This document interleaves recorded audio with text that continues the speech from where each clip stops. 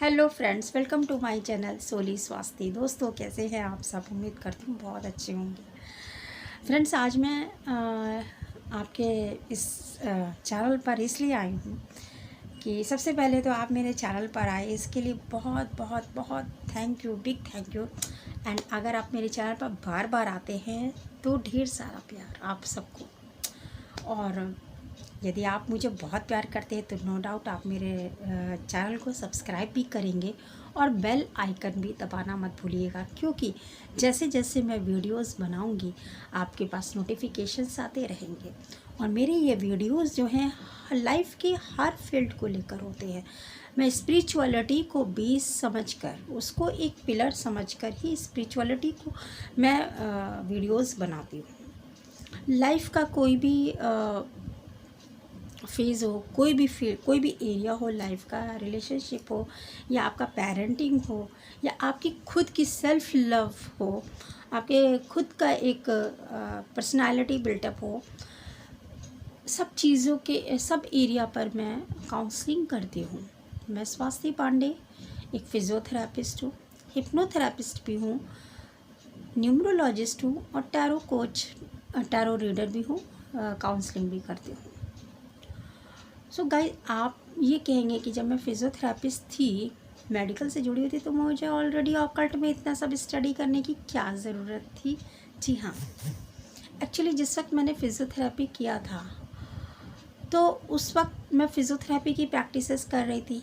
But बहुत ही long time ऐसा हुआ कि मैं हाउस वाइफ रही और घर में ज़्यादा जॉब नहीं, इसको प्रैक्टिस को कंटिन्यू नहीं कर पाई। इसीलिए कुछ नॉलेज जो थी वो प्रैक्टिस जब नहीं होती है तो वॉश ऑफ होती चली जाती है, और वो कुछ सर्कमस्टेंसेस ऐसे थे कि मैं अपनी प्रैक्टिस को परस्यू नहीं कर पाई, कंटिन्यू नहीं कर पाई। बट लॉकडाउन में जब मैंने अपने आप को प्रिपेयर किया कि हाँ, मेरी प्रैक्टिस, मैंने पढ़ाई करी, एक अच्छे मार्क्स एक्यूमुलेट करी थी, मैं अपने बैच में टॉपर थी। बट इसके बाद भी जब मैंने देखा कि लॉकडाउन में ये प्रैक्टिस, जब मैंने दोबारा सोचा सेटअप डालने का, एक अपनी लाइफ में सेटल होने का सोचा, तो देखा कि लॉकडाउन हो गया। अब लॉकडाउन में फ़िज़ियोथेरेपी की प्रैक्टिस चलना तो इजी नहीं था ना। लेकिन फिर भी एक दिन मेरे जहन में बैठे बैठे एक थॉट आया, क्योंकि मैं शुरुआत से एक स्पिरिचुअल, मेरे पेरेंट्स स्पिरिचुअल प्रैक्टिस करते थे और गुरु से जुड़े हुए थे, तो मेरे अंदर भी एक इंट्यूटिव जो पावर होती है वो थी। एक दिन मेरे अंदर एक कोटेशन आया कि if you can not go outside, go inside. क्योंकि उस वक्त मैंने मेडिटेशन करना स्टार्ट कर दिया था। मेडिटेशन या त्राटक मेरे चाइल्डहुड, ये सब चीज़ें मेरी फ्रॉम चाइल्डहुड चली आ रही हैं।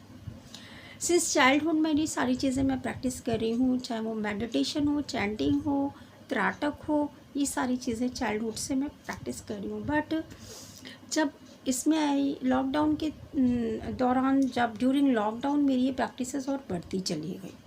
मैंने रेकी की प्रैक्टिस करी, मैंने रेकी हीलिंग करी 21 डेज़ की, एंड देन और भी चक्रा क्लीनिंग करी है। सारी प्रैक्टिसेस मैंने जो डीप एक होती हैं वो करना शुरू कर दिया। एंड देन आई रियलाइज़ कि occult is such a magical thing. जो चीज़ें, जो स्टडी हम अपनी बॉडी पर करते हैं, एनाटोमी पे करते हैं, बॉडी फंक्शनिंग पे करते हैं, अपनी फिज़िक्स पर करते हैं, एक्चुअली वो सारी चीज़ें जो है वो कहाँ से, उनका रूट जो है वो यूनिवर्स है। उनका रूट जो है वो 5 एलिमेंट्स ऑफ लाइफ है।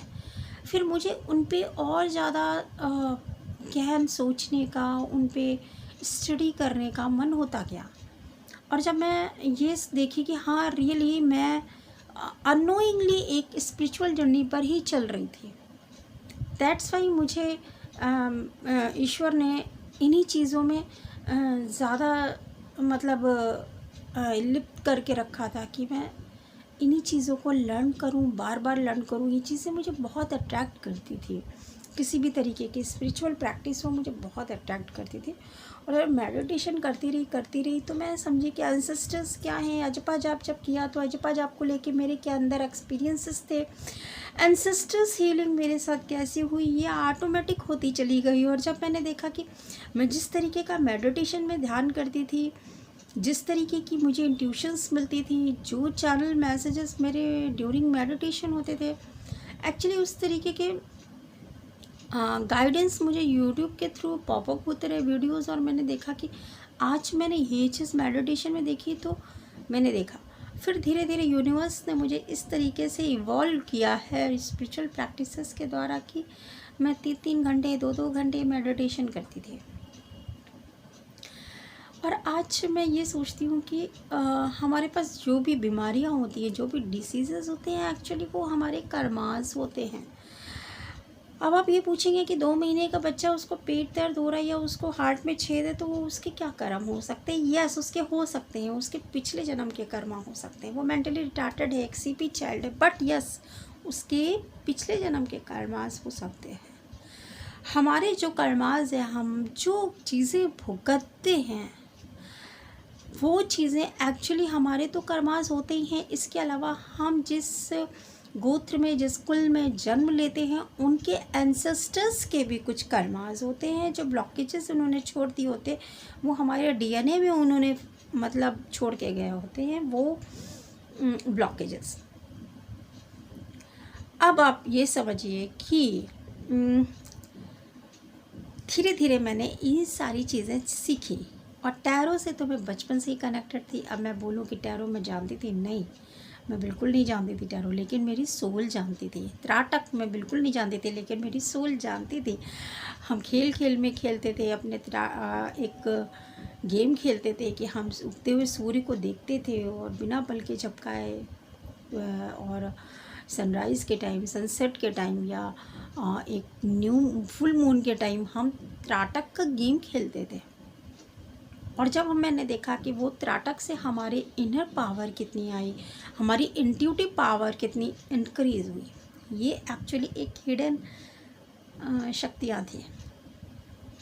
कुछ ना कुछ सोल हमारी, जब हम सोल पर्पस से भटक जाते हैं ना, सोल कांटेक्ट से, जो सोल कांटेक्ट हम जब ज़िंदगी में जब इस लाइफ में अर्थ पे प्लेन में आने वाले होते हैं, तो हमारे कुछ कांटेक्ट्स होते हैं जो हम ऊपर यूनिवर्स से करके आते हैं, जो सुप्रीम पावर है, जिसको लोग परमात्मा कहते हैं, ईश्वर कहते हैं, आप अपने अपनी लैंग्वेज में कुछ भी कह सकते हैं, बट वो एक है। गॉड इज़ वन, ईश्वर परमात्मा एक है। उसके साथ हमारा जो सोल कांटेक्ट होता है, वो बिना उद्देश्य के हमको नहीं भेजता कि भैया जाओ ऐश करो, आ जाओ, ना ना ना ना ना। उसके लिए भी कर्मा पहले एक्यूमुलेट करने पड़ते हैं। जब भी हम इस अर्थ पे इनकारनेट होने के लिए आते हैं, हमारा पूरा का पूरा सोल कांटेक्ट हमारे परमात्मा से, हमारे सुप्रीम पावर से होता है कि हम अर्थ में जाके इस तरीके का काम करेंगे। एक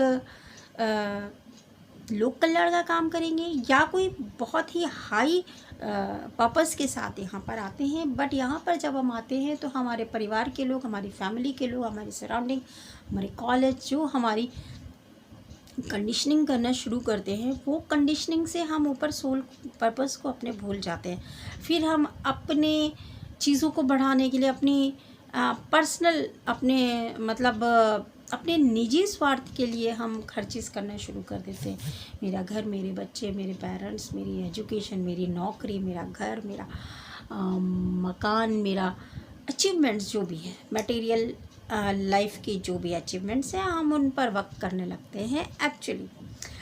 अब होता क्या है कि जब ऊपर परमात्मा जब ये देखते हैं ना, ईश्वर की ये तो अपने स्कूल पर्पस से भटक रही है या भटक रहा है, तो फिर वो बार बार स्टक करते हैं, वहीं पे ही हमको हटाते हैं कि ये तुम्हारा पर्पस नहीं था। तुम एक अच्छी डॉक्टर बन जाओ, बहुत बड़ी फिजियोथेरापिस्ट बन जाओ डिफेंस में, पर तुम्हारा ये पर्पस नहीं था। तुम्हारा पर्पस कुछ और था जो तुम कर देख के आई। अब वो पर्पस को जानते जानते जानते जानते आधी लाइफ बीत गई, जब मुझे मेरे यूनिवर्स ने बताया कि एक्चुअली तुम किस पर्पस के लिए इस लाइफ में, इस प्लेन पे आके इनकारनेट हुई हो। छोटी छोटी चीज़ों के लिए नहीं आपको प्रे करनी है कि आपको अच्छा घर मिल जाए, आपको 4 व्हीलर मिल जाए, आपको 4 BHK मिल जाए, एक बंगलो मिल जाए, कोई अच्छी नौकरी मिल जाए, एक अच्छा सोलमेट मिल जाए, प्यार भरी ज़िंदगी आप दोनों लोग जिए। ऐसा कोई भी पर्पस लेके मैं नहीं आई हूँ यहाँ पर। मुझे एक्चुअली ये समझ में आया। अब मैं इन सब चीज़ों के लिए प्रे नहीं कर सकती। जब इंसान अपने सोल पर्पस से अलाइंड होता है ना, अपनी सोल को इन्वॉल्व करना शुरू करे, हर सोल का ये पर्पस है। मैं आपको बताती हूँ मेरे फ्रेंड्स कि हर सोल का ये पर्पस है अपने आप को इवॉल्व करना। आपका सोल पर्पस जो है वो लोक कल्याण से जुड़ा है। आपका हमारा सोल पर्पस जो होता है वो हमारे समाज के लिए, लोक कल्याण के लिए जुड़ा रहता है। लेकिन एक इंसान, एक मनुष्य तन जो हमको मिला है, मानव तन मिला है, उसके नाते हमारे साथ एक पर्पस हमेशा जुड़ा रहता है। वो होता है अपनी आत्मा का उत्थान, अपने सोल को अपनी इवॉल्व करना। ये तो हमेशा जितने भी इंसान हैं, जितने मानव इस धरती पर हैं, सबके साथ ये पर्पस है। फिर वो बात अलग है कि वो अपने पर्पस को समझते हैं या उसको याद रखते हैं या नहीं। और यही सब चीज़ें जो थी, जो हमने इन 3 साल 4 साल लॉकडाउन में, मुझे जब एक कहते हैं ना कि अवेकनिंग हुई, एक ब्रह्म ज्ञान का कमल खिला और एक अवेकनिंग हुई, तो समझ में आया कि एक्चुअली ये लाइफ है ही नहीं। मैं करियर के पीछे भाग रही हूँ, रिलेशनशिप के पीछे भाग रही हूँ, एक्चुअली में ये लाइफ है ही नहीं। लाइफ जो है वो है मुझे क्या करना है, मेरे डिवाइन के साथ क्या कॉन्ट्रैक्ट है, मेरे यूनिवर्स के साथ मैं क्या प्रॉमिस करके आई हूँ, एक्चुअली वो लाइफ है। और बहुत अच्छा लगता है। और मैंने ये काम शुरुआत करी है फ्रेंड्स।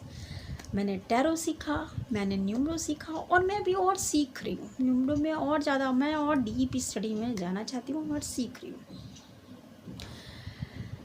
एंड मैंने हिप्नोथेरेपी सीखा। बहुत ही अमेजिंग विद्या है ये। इसके बारे में लोगों को बहुत ही निगेटिव एक एस्पेक्ट है लोगों का, और निगेटिव एक ओपिनियन है कि वो सोचते हैं कि वशीकरण या सम्मोहन है, या हिंदी में तो इसे सम्मोहन कहते हैं, पर सम्मोहन जैसा कुछ चीज़ है नहीं इसमें। हम किसी भी बंदे को हिप्नोसिस या सम्मोहित तभी कर सकते हैं जब वो नोइंगली हमारे पास आए और वो ये कहे कि नहीं, हमारे साथ ये प्रॉब्लम है, आप मेरी ये चीज़ ट्रीट कर दीजिए, तो ही हम उसको सम्मोहित कर सकते हैं। ऐसे किसी को अननोइंगली नहीं किया जा सकता है, ये एक मिथ है, ये आप समझिए। हिप्नोथेरेपी, बाय हिप्नोथेरेपी हम क्या क्या चीज़ें ट्रीट कर सकते हैं। एक स्लीप ऑर्डर है, स्लीप डिसऑर्डर है, किसी भी तरीके का मूड डिसऑर्डर है, किसी भी तरीके का मेंटल डिसऑर्डर है, हम उसको ठीक कर सकते हैं। एडिक्शन है, फोबिया है, बच्चों को जैसे मोबाइल का एडिक्शन हो जाता है, बच्चे आपकी बात नहीं मानते हैं, या आपको खुद किसी आदत से आप छूट नहीं पा रहे हैं, जबकि आप उससे छुटकारा पाना चाहते हैं, उसको गेट रिड ऑफ करना चाहते हैं, बट वो आप नहीं कर पा रहे हैं। उन सब कंडीशंस में हिप्नोथेरेपी काम आता है। गाइस आज के लिए इतना ही। Thank you, love you guys.